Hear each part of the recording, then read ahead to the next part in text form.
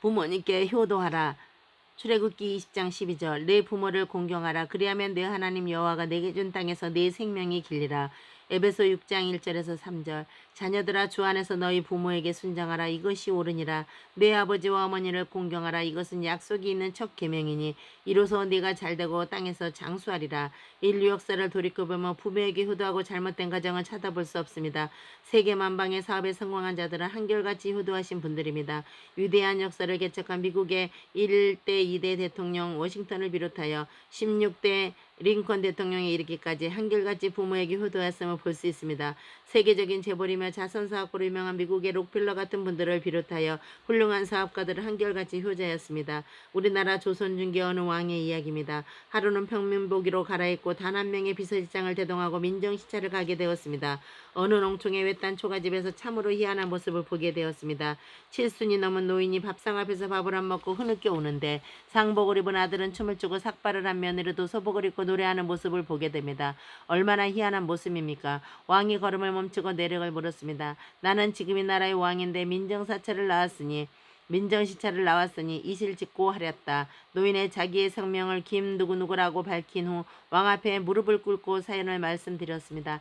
사실은즉 저희 처는 1년 전에 사망하여 아이들이 상복을 입은 것이고 오늘이 저희 생일인데 너무 가난해서 며느리가 머리를 잘라 팔아서 저희 생일 음식을 준비하였으니 제가 어찌 음식이 넘어가겠습니까? 저를 위로한다고 며느리는 삭발한 상태로 노래를 부르고 여기에 맞춰 아들은 춤을 추고 있는 중입니다. 왕이 사연을 두고 감탄하게 됩니다. 왕이 즉석에서 비서실장에게 명령을 합니다. 천하 효자 효부를 처음 대하는도다. 모올모시의 덕수궁에서 암행어사를 복귀하여 가고심을 치르겠다. 여기 있는 이 김무무 아들의 포함해서 전국의 선비들을 모아서 시험을 응시하도록 하라. 합격자 한 명을 장원급제시키겠다.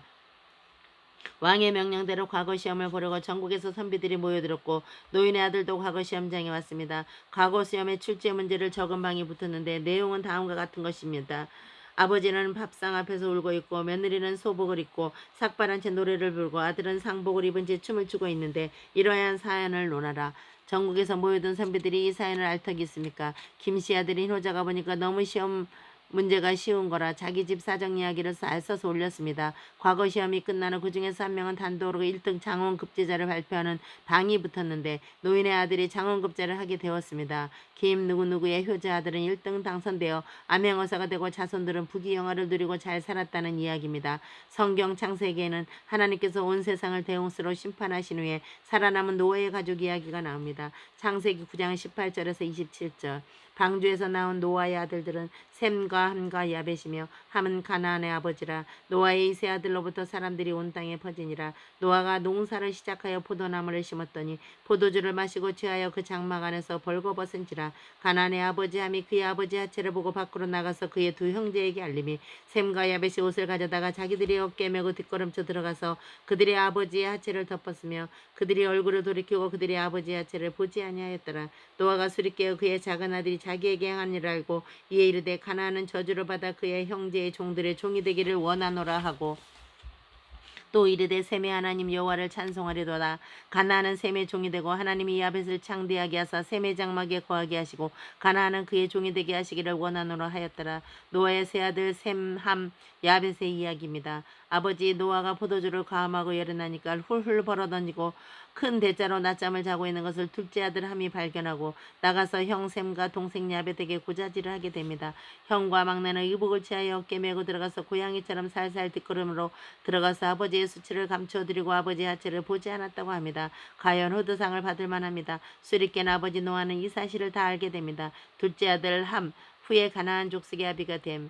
함에게 저주를 내립니다. 짧은 문장에 3번 저주가 떨어집니다. 가나안은 형제들이 종이 될지어다. 가나안은 셈의 종이 되기를 원하노라. 야벳을 챙득케 하사 셈의 장막에 거하게 하시고 가나안은 그의 종이 되기를 원하노라. 노아의 저주대로 셈과 야벳의 후예들은 잘 살고 있습니다. 저주받은 함의 후예들은 물도 부족하고 양식도 부족하고 날씨는 항상 더운 아프리카 지역에 살고 있습니다. 그리고 피부색도 무더운 태양빛과 열기로 까맣게 염색이 되었습니다. 남의 허물을 덮어주라고 성경은 여러 곳에서 말씀하고 말씀하고 있습니다. 함이 아버지의 옷을 취하여 조용히 덮어드리고 나았더라면 인류의 역사는 바뀌었을 것입니다. 여기서 우리는 두 가지 교훈을 받게 됩니다. 자식들은 무조건 부모님께 효도할 것, 부모는 자식은 물론 누구에게도 저주하지 말 것, 저주하면 그 저주가 자기에게로 돌아온다는 사실을 성경 창세기에서 배우게 됩니다.